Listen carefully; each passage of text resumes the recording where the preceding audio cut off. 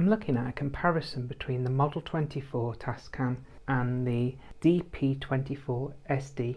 Now, I use the DP24SD for years, and I just think it's a brilliant piece of kit, and it just records so well, and it's so usable, and it's got so many great functions on it. But I did decide that I would upgrade, and now I've bought the Model 24 Tascam, which I hoped would be much better. So I'm going to look at some of the plus sides and some of the downsides to the Tascam 24. And really, was it worth the upgrade, and are they much better? Is the sound quality better, and things like that? Firstly, with this Model 24, the inputs are all along the top of the desk, which is quite nice because you can see what you're doing, and the outputs are here too. Where with the DP Model 24, all the inputs and outputs were on the back of it. In all fairness, I've used this one so long though, I could put my hand behind and just stick in whichever you know I wanted to use, because I knew where they were, so it didn't make a lot of difference. One consideration between the Model 24 and the DP is the fact of the size. This is a much bigger unit, it's a much heavier unit, it's much sturdier, it's much better built. Yeah, there is quite a big size difference in the two. Disadvantage with this one is whichever one you're putting your instrument in,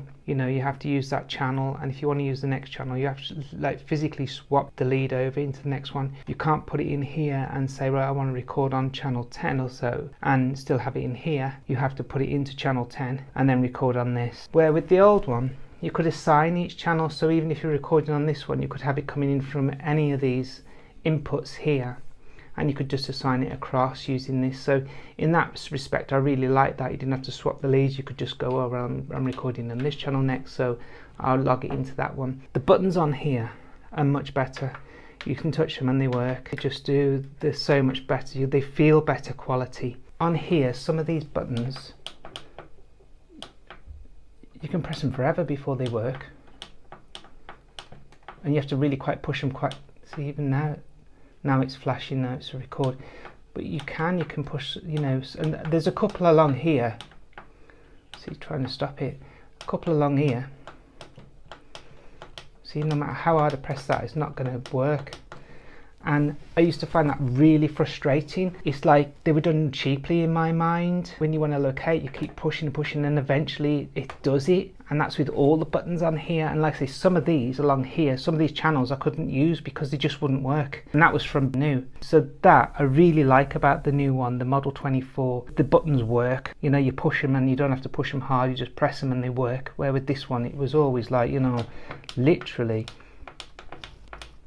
There you go. You really have to push down on them. This one has a tuner where the Model 24 doesn't have a tuner. This one has a metronome and the Model 24 doesn't have a metronome. Now the sound quality on this I think is really good. It's exceptional. You know, for a home studio, it's really good, and I've always been pleased with it. But I was hoping when I moved to the Model 24, that would be the one thing that I would gain, was a much better quality sound. And I do think the sound quality is better on my recordings since I've had this. But saying that, the outputs on here don't carry all the effects or the graphic, and in that sense it's just really annoying, because you know, you want to just like loop it out the way I use it anyway. You have to work out when you get it which ones work for you and which ones are actually carrying the signal and the effects that you've added, or the equalizer that you've added. The screen on this one is not very clear at all. I think it's quite hard to read. My eyes aren't the best anyway. It's really small. So it's just sort of one of them you have to look at dead on, and if you don't, you can't see it. Where this one is much clearer. It is a much better screen, much clearer, much nicer to look at, but it's also about twice the size, to be fair, so it's a lot easier to use in that sense. The big advantage with this that I felt, the reason I bought it, was because you've got a hands-on with the compression and with the graphic equalizer, with your effects, with your panning, where with the other one you actually have to come into the effects and things like that here to use this screen, and they are here, but it is more actually in the system. Where with this Model 24 now, each channel has got its own compression, equalizer, effects, pan. What I think is wrong, and also really disappointing, is the fact that they haven't added the graphic equalizer to the Bluetooth. Because in the manual it says, well, you know, the sound that you're bringing in should be good enough, or probably is good enough. It doesn't need that in their opinion. But the thing is, because I'm recording original music and then I loop it back round, and the way I record is I put so much done, because this thing crashes a lot, so I save it as I go along. So I put it onto my iPad and then I put it back onto the desk, and when I put it back onto the desk I put it back on through the Bluetooth. Well, because then you've lost your graphic, then I'm having to bounce it then onto a stereo track here. It's not the end of the world, but then I have to do it again. I mean, I've been doing it quite a bit now, so what I actually do is bring it in through the Bluetooth but bounce it straight back over, because if you set it right you can bounce it straight back over onto another track anyway. You know, loop it all around. I can do it. You shouldn't have to do it. They should have put in the graphic here. It just doesn't make sense to me. The other thing I find very disappointing about the Bluetooth is the fact you can bring things in on the Bluetooth but you can't bounce it then back, say onto my iPad or whatever Bluetooth device you're having, which would make it so much easier just to transfer information or track or whatever you've recorded back into your computer or Bluetooth device, and that's a real letdown. I mean, it all looks very impressive, this effects and things like that, but these two for me make very, very little difference to the sound. This one does, this on the effects here. But again, you've got this effects and you've got a nice choice of effects in here. But the same as with the old one, the DP24SD, when you actually pick your effect, that is on every channel. You can't say, well, I'll have a Hall delay here and I'll just have a delay here and an echo or reverb or whatever on this channel.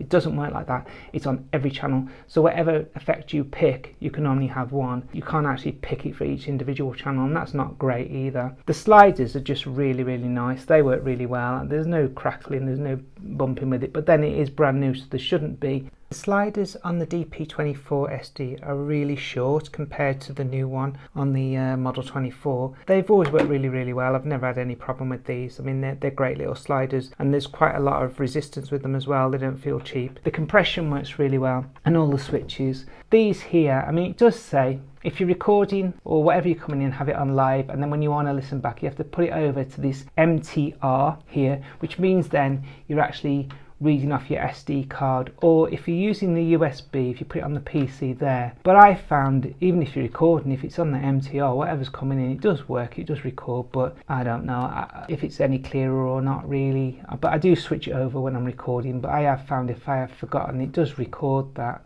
If you look at these stereo tracks, they've got no compression on there either, so that's been left off with them. The looping on this one works really, really well. There's a locate, and you can loop around, and I used to use this all the time when I was working at little bits of on the guitar or something. I could find a little bit of track and just loop it around that piece where I wanted to work on and work over. With this one, it's just so difficult to do. You have to sort of set the indicators and you have to set a preset so it will work or it won't work. Quite glitchy. I did buy the pedal, which works quite well, but once you've set it up, it sort of goes to the end, and then when it comes to the end you have to sort of press it and start it again, and you have to wait, and there's this delay to loop round all the time. I mean, you can do it, and I have worked it out, but again, it's not that great. It was better on the DP24SD, I think, the loop. I mean, you come down and you've got the mute here, and again, they work really, really well, where with the old one you had a mute button here, so you had to press the mute in, and then you could mute each track there, and then you have to take it back off there, and then it would change to record.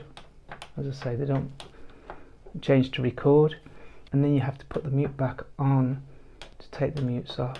Well, that wasn't a big problem. I mean, it worked really nicely, but like I say, this with the button things isn't fantastic. The one thing this one used to do was occasionally it would crash. I never lost my work, but it would crash. With this one, I have found that what can happen, it can freeze up, and if it freezes up, you have to turn it off and turn it back on, because it just won't do anything. I've lost my work a couple of times doing that. I do recommend when you're using this machine, you do need to save as you go along, especially if you play something you really like. You need to save it, because otherwise you can lose it. I found the more I use the tracks, or the more the information I've asked it to do, and it doesn't matter how much space is left on the SD card, it will crash. It doesn't at first. I mean, when you start putting like a drum in and this and that, it's okay, but once you start to say get 5 or 6 tracks down, or start using 5 or 6 channels with different instruments, it does start to crash, and it's like every third time or something. It's a lot, and that I think is very disappointing with this unit. On here you have got less channels that actually inputs. I mean, you've got a lot more choice with this for the inputs. Personally, I think this is a great unit, I really do. Is the sound quality a lot better? I wouldn't say so, no. I don't think it is a lot better. It is slightly better the way I use it. I do think it has increased my sound. If you're limited on budget, this is a great choice. It really is. I've used it for a long time. It was just, you know, I wanted to treat myself, and I did. I bought the Model 24 and it is fantastic, but it isn't without its limitations, and it isn't without things that don't work on it very well. I mean, this little graphic here, it only comes out at certain outputs and things like that. I mean, it uses the same SD card as the other one. It's a little,